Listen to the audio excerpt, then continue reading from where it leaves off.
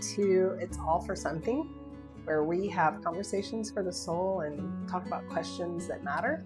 I'm really glad and honored that you've joined me today, and this is episode 3.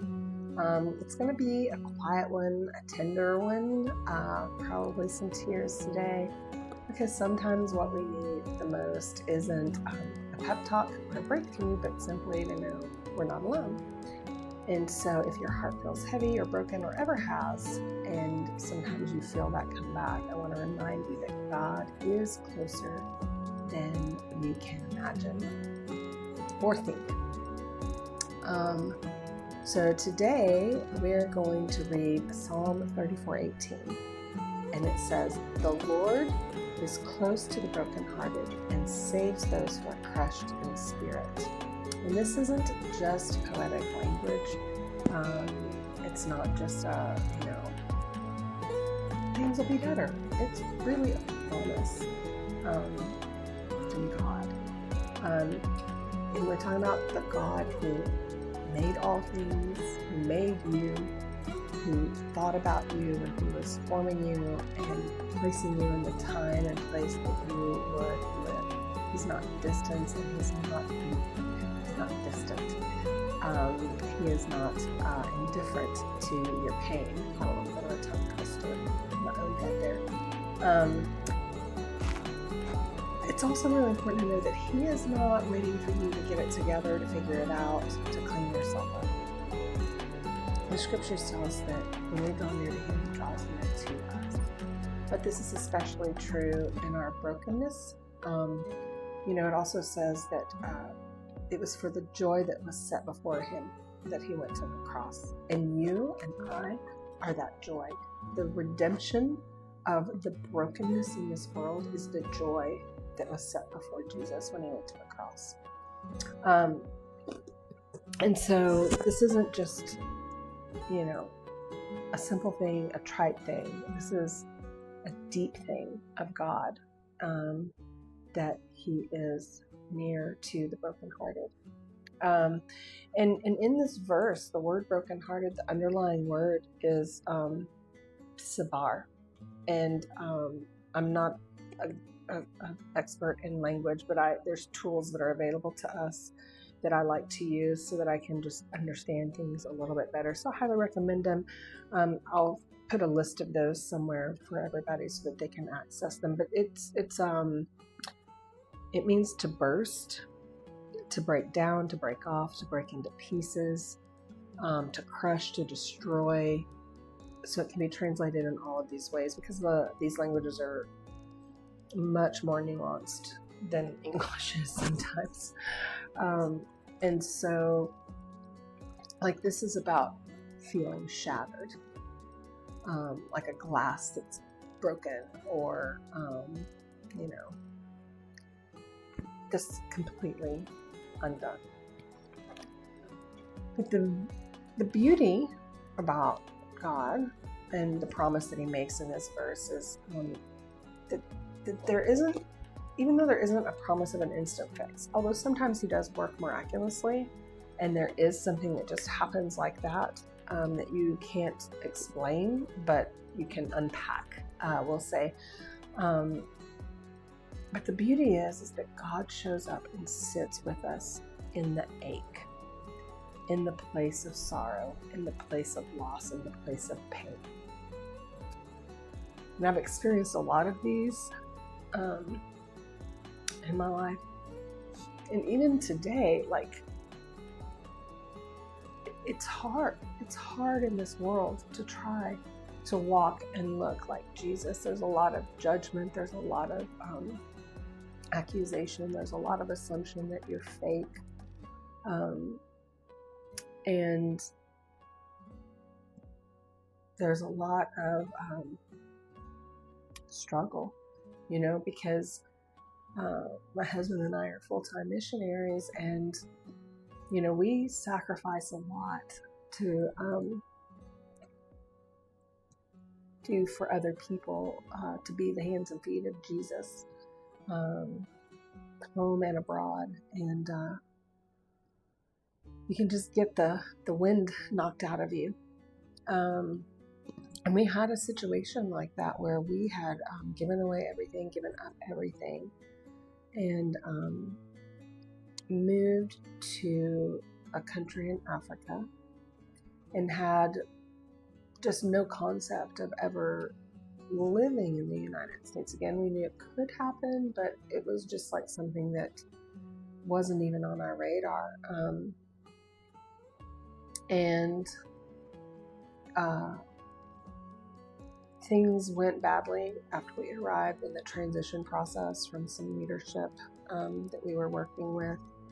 And, we felt the Lord tell us to come back to the States to finish working it out. And it took a long time. It was over a year of praying and, contending in prayer, and my husband trying to support international trustees the best that he could. When asked, there was also a lot of limitations on us because we never really got inserted fully into the situation. And, I remember when the last trip they took as a group, and they realized that they weren't going to be able to make this work with the people in Tanzania, with the people in the country in Africa, and and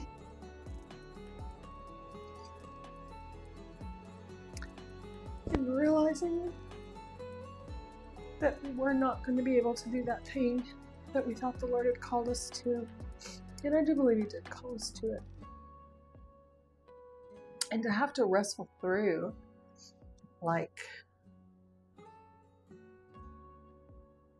really almost 2 years, 3 years if you count the time we were working on making a decision to even move. But to just feel this gut punch and feel taken advantage of and feel like you wasted your time and your energy, and grieving because, we did spend a lot of time there and really developed relationships with people and loved them so deeply. That doesn't stop, and so we did not get the miracle that we prayed for in that. But even now, as I feel the sorrow and the grief, I can feel peace that I can't explain other than I know that His presence is with me. And and so it can feel crushing when we go through things, but you can know that you're not forgotten, that you're not invisible, that God is near, He's present, He's patient, He's kind, and especially in those places that that feel so raw. There's another verse that I wanted to share with you. It's in Isaiah 42:3, and it says, "A bruised reed He will not break, a smoldering wick He will not quench." And these are very delicate things, and so this God of infinite power looks at us in our brokenness, in our pain, and He has compassion and tenderness toward us. One of the things that I think is so important, it was one of the most important kind of revelations that I had about God the Father, is that He disciplines. The scriptures tell us that He disciplines those He loves, but He does not punish. And I didn't even realize there was a difference between the two, but there is, and this is just my summary of it. So I'm not an expert in anything. I'm getting better at loving people, but that's really my only thing I can claim. But punishment is about controlling, it's about power, and it's about getting things the way you want them because you want them. And it really doesn't consider the well-being of anything else, or anyone else. But discipline is actually about love, and it's about bringing about the most life-giving and blessed situation or experience or learning. So, we don't teach our kids to not run out in the street without looking for cars because we want to control them. We want them to live.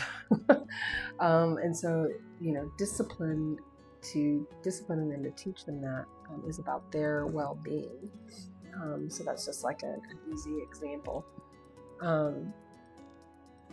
Anyway, I'm getting off on a tangent here, but just to bring it back, God is so near to us, and He cares about us, and He is not a God of punishment. He is a God of grace and mercy, and He doesn't fit into a box. So if you are thinking to yourself, but He's a just God. He is a just God. And no one can tell you how His perfect justice and His perfect love and His perfect mercy all come together, because He is beyond our understanding. But they do come together, and they are all perfect. And He wants to help you. He wants to help me. And He wants to start by letting you know that you're not alone, that He is with you. He is with you always.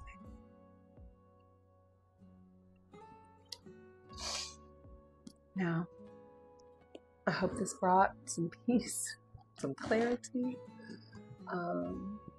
and a blessing to you today. And just a reminder, if it was any of those things, would you pass it on to someone who might be encouraged by it? You can also subscribe to stay on this journey, and visit itsallforsomething.com, where we have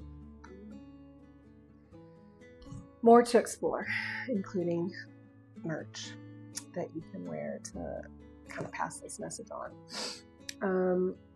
Just remember that you're not forgotten, you're not alone, and it is all for something. So I will see you next time. God bless.